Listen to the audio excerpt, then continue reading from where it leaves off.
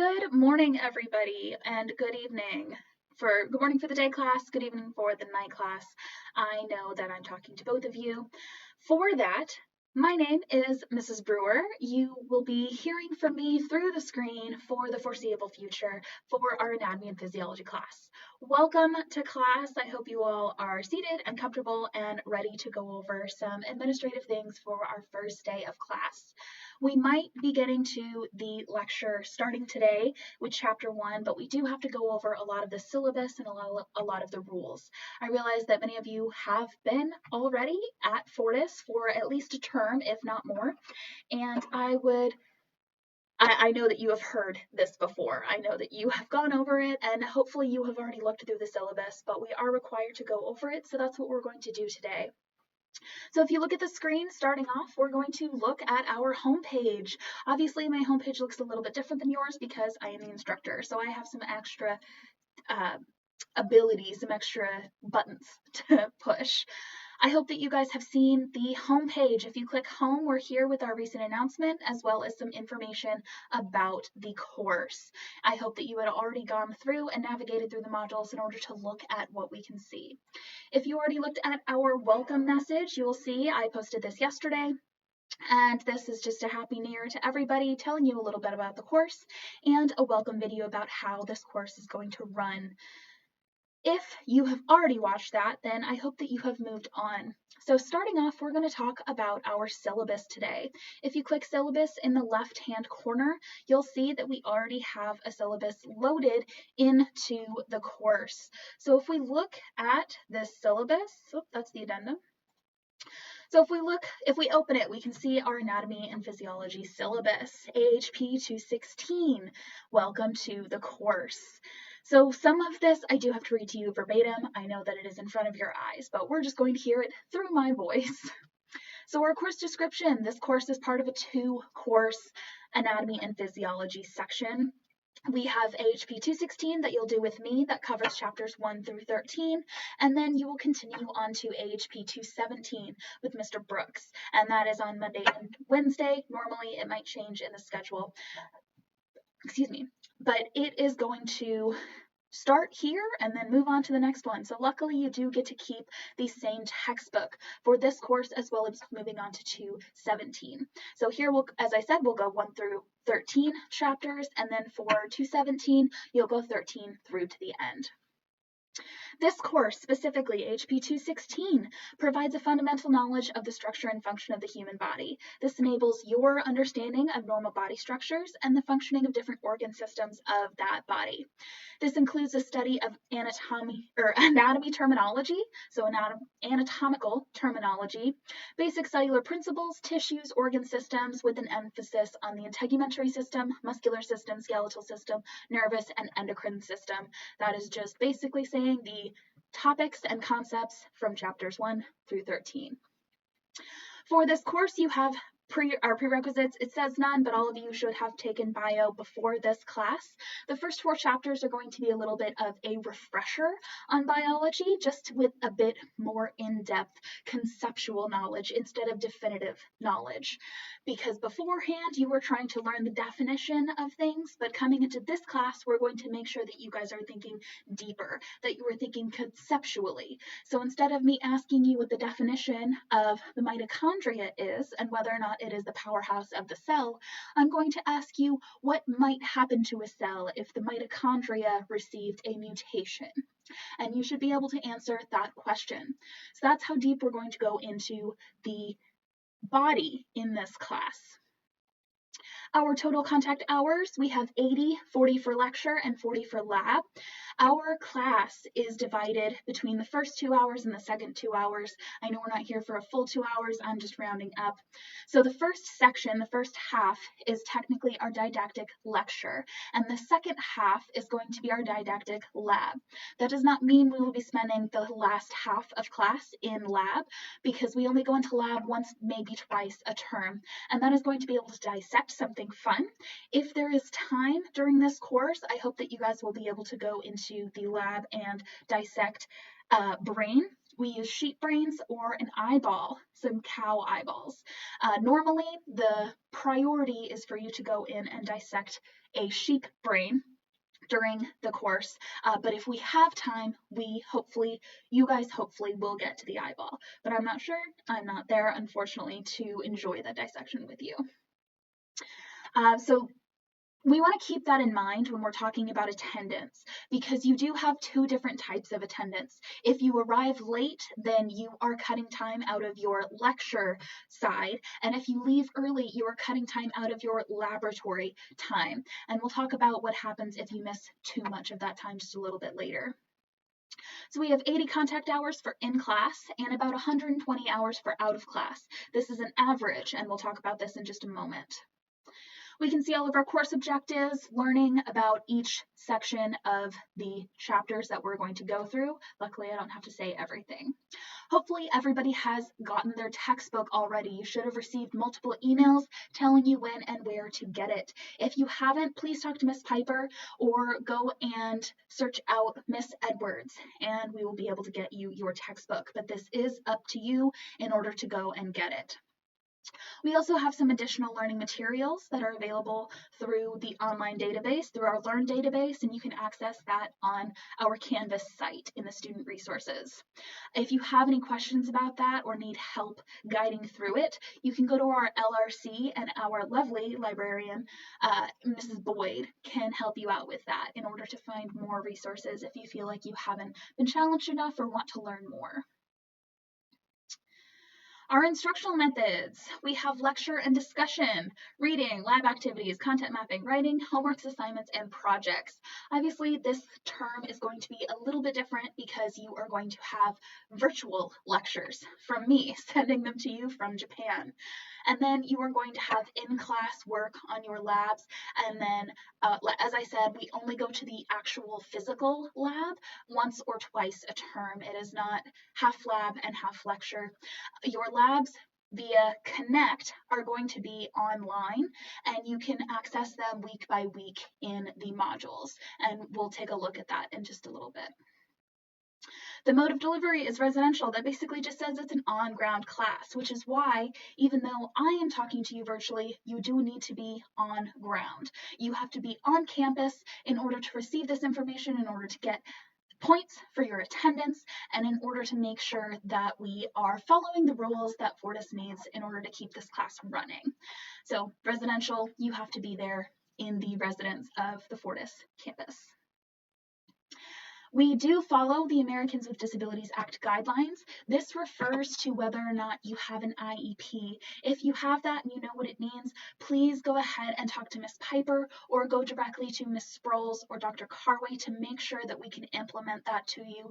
That basically just says if you do have a disability, even something like ADHD that requires a little bit extra time for your test taking, or if you need to be in a separate room in order to take the test, if you have that requirement, then we want to be able to follow that requirement to give you what you require in order to help your learning. So even if it feels a little bit silly, do not be shy. Please come and talk to us so that we can make sure that that requirement is being met, so that we can make sure that you are being as successful as you need to in this course. Next, our classroom policy. Our goal is to build a respectful learning and work environment that allows for positive communication and teamwork. To promote this, all students must abide by academic policies related to attendance, behavior, and professional conduct as published in the current institutional catalog. You guys can all access your student handbook and the Fortis catalog through your My Campus link. It's also linked in your student resources on your Canvas shell in the modules. However, this classroom policy is basically saying, please be a nice person. Please be nice to the people around you. You guys have already gone through one course, biology, and if not, and you're coming in new, then please meet those around you. You guys have a long way to go in order to go through your nursing curriculum. And you're going to need to have friends. You're going to need to have people around you. It's really helpful to surround yourself with successful people who build you up rather than a negative environment who breaks you down. Otherwise, you're not going to make it through this 2-year program, and it's going to take a lot more. So please look to your right, look to your left, by the end of this class, please at least have one person's number so that you guys can collaborate and so you can move on and be successful. You guys can help each other because this, as I just said, this is a long term. This is a long course, and you guys are a cohort, you are a group, and you want to move forward with that group. And if you are not a nice human to those around you, then they're probably not going to want to study with you. You're not going to be able to have help.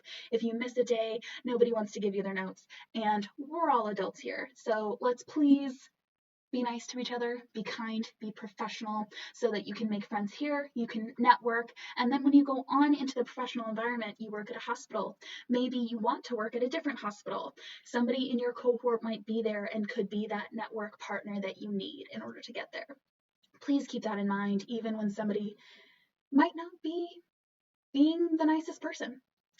Rise up, take the high road, and keep a professional environment in the classroom. All right, so moving on to our grade policy. To successfully complete a science course, a student enrolled in a nursing program is required to achieve a minimum composite test score of 78%. So I know in other classes and probably in high school, a C- was the average. So getting a 70% still had you passing. At Fortis Institute, it is a 78%, and that is for our key graded assessments first. Key graded assessments include quizzes, exams, and our final exam that are all taken in class. This is not your lab quiz that is given through Connect. This is anything that you take in class, timed and proctored on campus.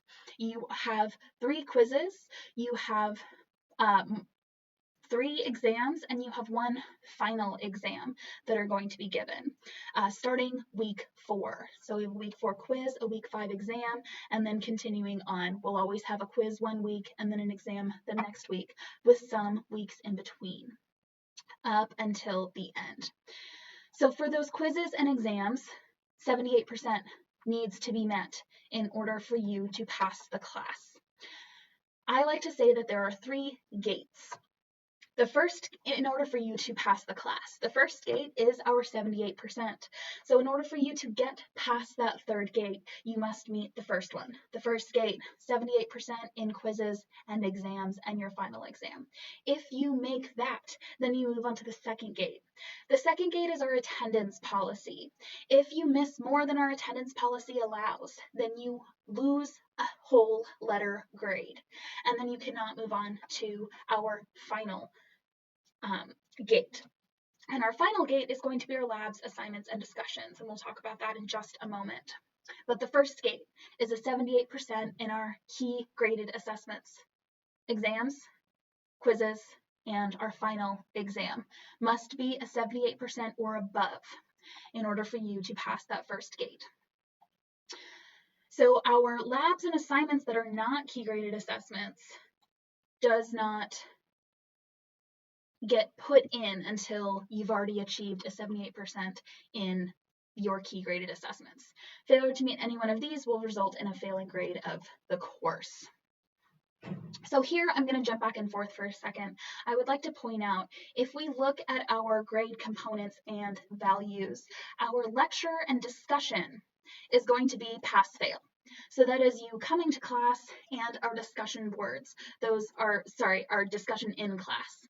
Obviously, it's a pass-fail requirement, but we know that there are some attendance points that go into this. So when you see pass-fail on this, it could mean that you pass or fail depending on if you've missed more attendance than is allowed. Our labs, assignments, and homework, these are 20 points. This is everything that you see in your modules that is not a quiz, exam, or a final exam. So all of your assignments, all of your labs that you do through Connect, and all of your discussion boards, everything in that category falls into the 20% that is listed on here. Then our quizzes are worth 5%. So as I said, this is in your key graded assessments. 3 quizzes over the term makes up 5% of your grade. Exams, 3 exams over the term makes up 55%. And our final exam makes up 20%, this leading to 100% of your grade. So 80% of your grade falls under your key graded assessment. This is why you need to receive a 78% or above in those categories first. These 3 categories must be a 78% or above in order for you to pass the class. So this other 20%, when you look at your Canvas, so if we come back to our Canvas, you guys have clicked the syllabus. This is what we're looking at currently. If we come over here to the assignments weighted in the group, we can see that our total is only 80%. So here, here we see that our total is 100% because our labs and assignments are 20. However, in the, I'm already there. However, in our Canvas shell, I have made the labs, assignments, and discussions 0%. So that when you are looking at your total grade, when you click your grade and you scroll all the way to the bottom and you look at that total column, it shows you the 80% that is required for that first gate of your key graded assessments. It only shows your quizzes, your exams, and your final exam. That is what will be shown by your grade the entirety of this course. I will not add back in this 20% of weight until after you have taken your final exam. This is because from our gates, our first gate, our key graded assessments, you must make a 78% or above in order to pass this first gate. Once you get to that second gate, the second gate is our attendance. So for our attendance, you are only allowed to miss 4 days. 4 days is a lot. That's 2 weeks. 2 weeks out of our 12-week course. That is a lot of material that you have missed. If you have missed more than 4 days, you will lose an entire letter grade. So let's say in your first gate, in your key graded assessments, you received an 82%. Fantastic, 82%. You have already passed the first gate. We get to the second gate and you have missed a few days. You have missed 5 days. Because you missed over that threshold, you are now going to lose a whole letter grade. So going from an 82%, you lost a whole letter grade. You now have a 72%, and you cannot pass the class. So even though you did well in your quiz, your exams, and your final exam, you fail the class because you missed too much. That is our second gate.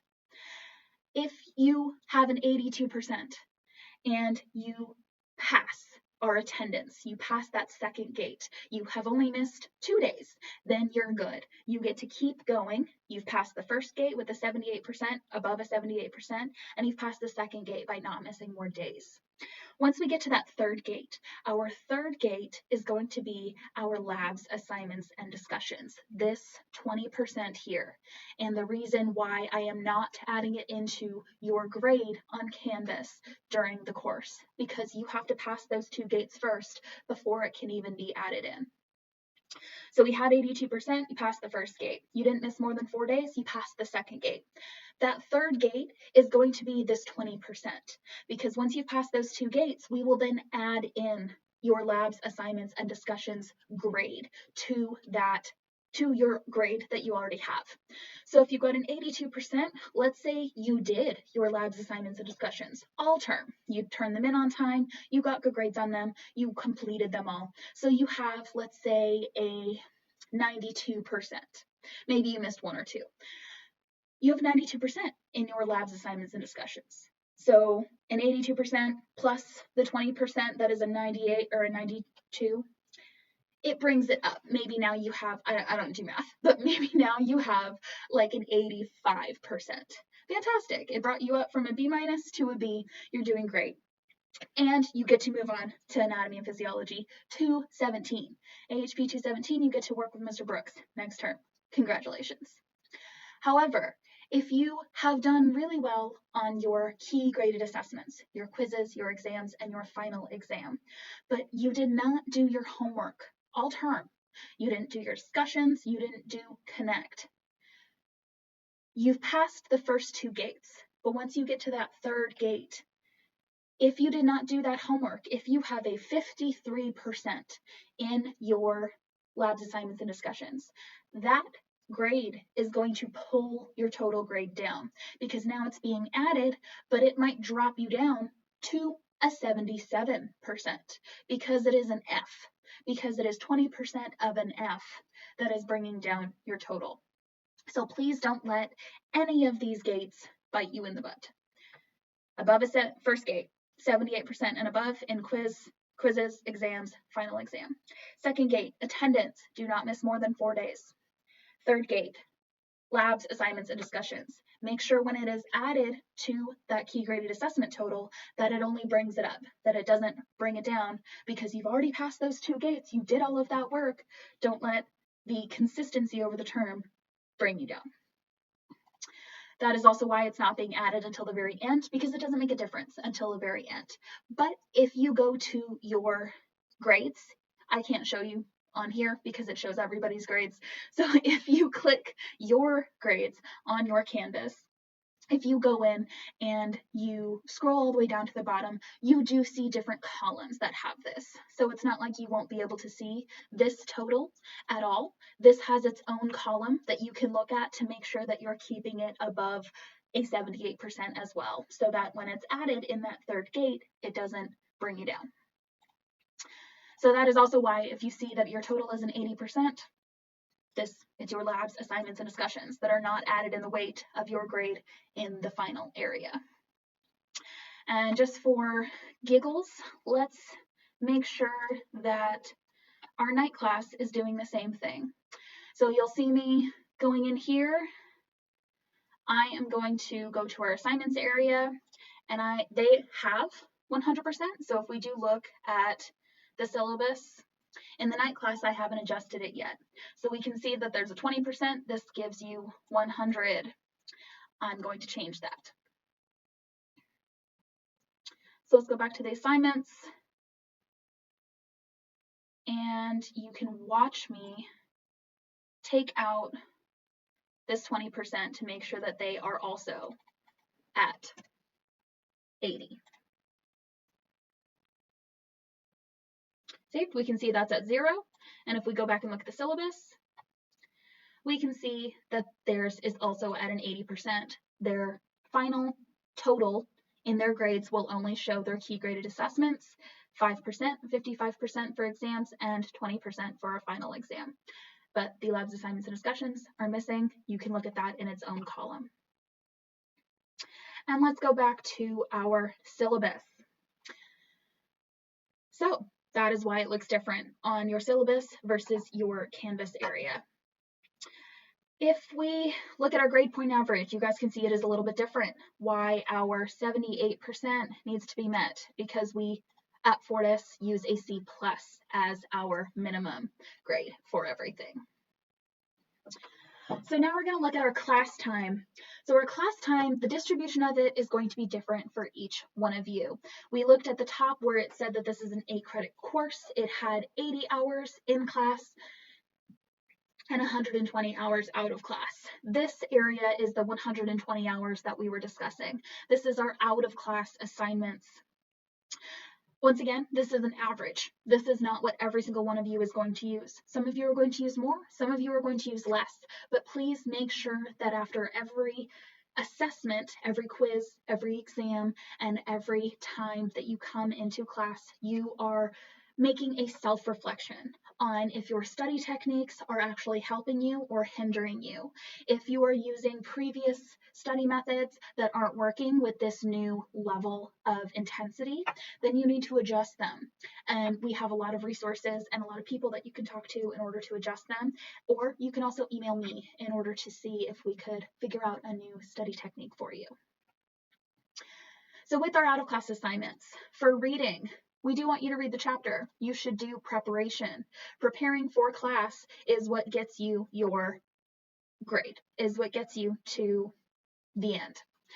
So this is about 62 hours. This is the average that it will take you to read each chapter and absorb each chapter. Obviously, some people might read faster. Some people might only need to read it once and they can get that. I know that those people are annoying and make some of us very mad. However, they know themselves. You know yourselves. So if you're a fast reader, great. You're going to take less than 62 hours. But if you need to read that chapter more than once in order to understand these concepts, in order to understand these words and the vocabulary of the body, then it might be more than 62 hours. This is where your self-reflection comes in. Know yourself and study more or less than what you need. Assignments. 15 minutes at 2 hours, 15 assignments at 2 hours per page or chapter, an average of 30 hours. Same idea. If you're faster at it, you'll take less. If you're not, you might take more. Quiz and exam preparation. 7 quizzes and exams at 4 hours of preparation each. This is a recommended average. Some of you might take more, some of you might take less. Self-reflection. To that 120 hours. This will be up to you guys to add to or subtract to, depending on what you need. And then we're getting to the bottom where we have an outline, where we have a vague outline. I know that I said vague, but this is very detailed. One thing that I would like you guys to do, whether or not you have this syllabus written out, whether you have it physically in your hands, or if you are looking at it on your laptops as I am. As we look at the chapters and the sections that we have listed out, once again, the syllabus was written by McGraw for the labs and assignments and curriculum that they have built. However, when you are in class, it might be a little bit different. We might have a little bit of a different structure to what we are studying. We can see that this lecture is specifically talking about chapters 1.2, 1.3, 1.4, 1.5, 1.8. Is that necessarily how we're going to take it? I'm not going section by section. The way that we teach in this class is as a whole. So I would like you to take that and then you can delete it. You can cross it out. The same with the next one. Here we look at lecture 1 for week 2. Are we only going over chapter 2.3? Are we only going over a single paragraph in this chapter? No, we're going to look at the chapter as a whole. It's going to be all of chapter 2. So with that, we can delete it. We don't need a 2-point something or a section. Same with lesson 2 of week 2. Are we only going over chapters 3.2, 3.6? We've missed 3.3, 3.4, and 3.5. Are we going to skip those altogether? No, we're not. We're looking at the chapter as a whole, so you can also cross those out or delete those. Anywhere in the syllabus where it has these sections, all of these sections, these are not going to be legitimate. So we obviously are going to be looking at sections close to that. So for week 1, we are here. It's today. Today is the first day of week 1. We are going to be talking about chapter 1 after we get over all of our syllabi instruction. So we'll talk about all of chapter 1. Here, all of chapter 1. And then once we finish chapter 1, we're going to go into chapter 2. And then surprise, after that, we'll go into chapter 3 and chapter 4. But I don't need you guys to be looking at it section by section and saying, why are we not looking at this specific section? We're not, because we're looking at it as a whole. So if you do look at this McGraw-Hill syllabus, do not look at it for the sections. Look at it for the chapters as a whole in reference. And even with that, this is a guideline. This is not law. If we look at this for week 1, this has chapters 1 through 4. Do we think in week 1 we are able to cover 4 whole chapters in 2 days? No, we are not. Week 1 will most likely be all of chapter 1 and maybe going into chapter 2. So once again, this is a guideline. This is not law. And it might be changed a little bit. You might be told by me, you might be told by the other instructor who's going to come in, or you might be told by Mrs. Piper. You will be told if there are any changes, you will be told of these changes. However, do not refer to this as law, refer to it as a guideline, and then move forward with that. If you have any questions, feel free to email me or to reach out to our other resources. So again, take all of these sections out. They are not law, they are a guideline. All of these all of these, we are going through the chapters as a whole, 1 through 13. We are not skipping chapter sections just because it says here. And we have that in writing at the very bottom. This course is an outline. It's a general plan for the course, but deviations can be necessary and will be announced. So please, guideline, this is the skeleton, it is not the whole body. And there we have our syllabus. So I'm going to end there. I'm sure you guys are ready for a break. That will be up to Mrs. Piper. Please look to her.